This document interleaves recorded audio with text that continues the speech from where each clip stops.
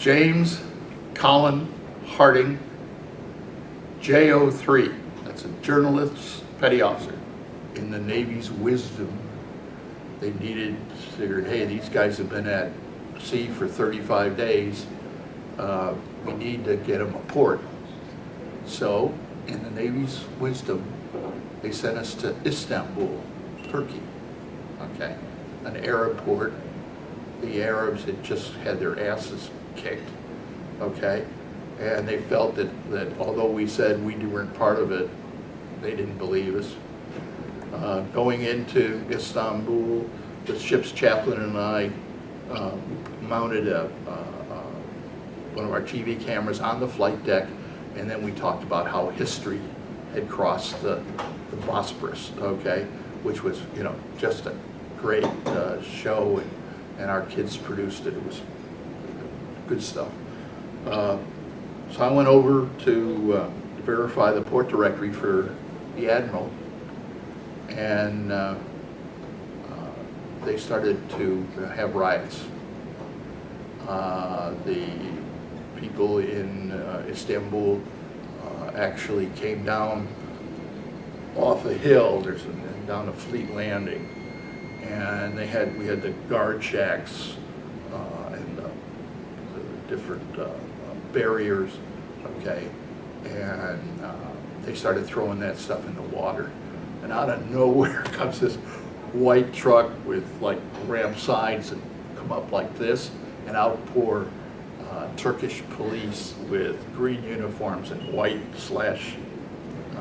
belts and nightclubs. Started beating the daylights out of these rioters, but as it turned out, the smarter minds prevailed, and we closed shop and went. And the Liberty port they selected was Thessalonica, Greece. I remember from your Bible, you know, Epistle to the Thessalonians. Well, this was marvelous, at least for somebody with a love for history like myself. And then the rest of the cruise was pretty straightforward. As a journalist, the only other thing I had to do that was serious was, in World War II, the port of Toronto was one of the hubs for the Italian Navy. And one day early in the war, the British, and they had biplanes then, the Ark Royal and the something Oak, caught the Italian Navy in port and sunk like the majority of the ships that were in there. And the Italian liaison officers somehow got a hold of a copy of our port directory, which talks about the history of the port and all this other stuff.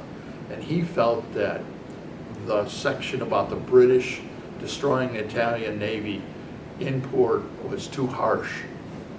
So I was ordered to rewrite the history for the port directory and make it seem less harsh. I always was shaking my head and saying, you know, I've been told that there would be days like this, but can you imagine going back, you know, into the early 40s and trying to make the Italian Navy look better? So I thought that was one of the more challenging specific assignments I had. And then that's about the last of the big memories. I mean, here I was one day, I was taking a Spanish final at Syracuse University, where I was a journalism major, and lo and behold, I'm en route to Spain. So it was like I was a journalism student, and I was really a journalism student.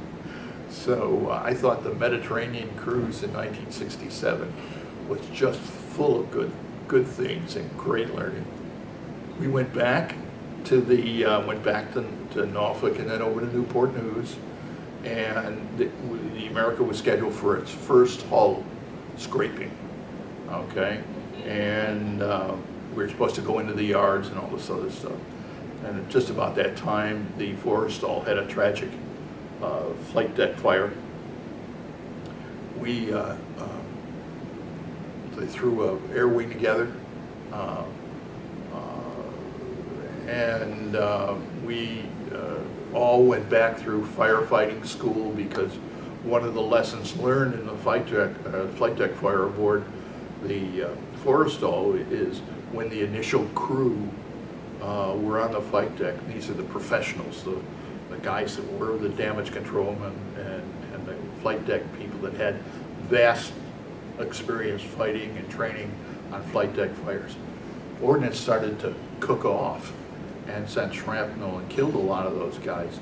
So they had to get more firefighters. So they brought them up, like from my repair party at 4 and 5 aft. They'd bring us up, and if we were on that ship, we'd be turned into flight deck and had basically very limited firefighting experience.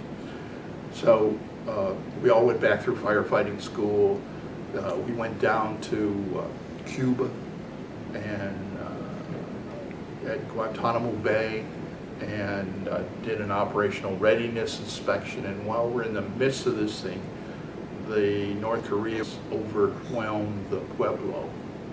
So the word on the mess decks are, we're going over to North Korea, and we're gonna go and supplement that force, which I thought was great, since the only thing I had was a sea bag full of whites from Cuba.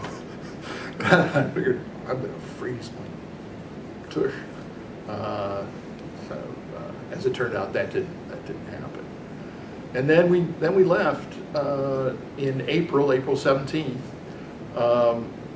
and went to Rio.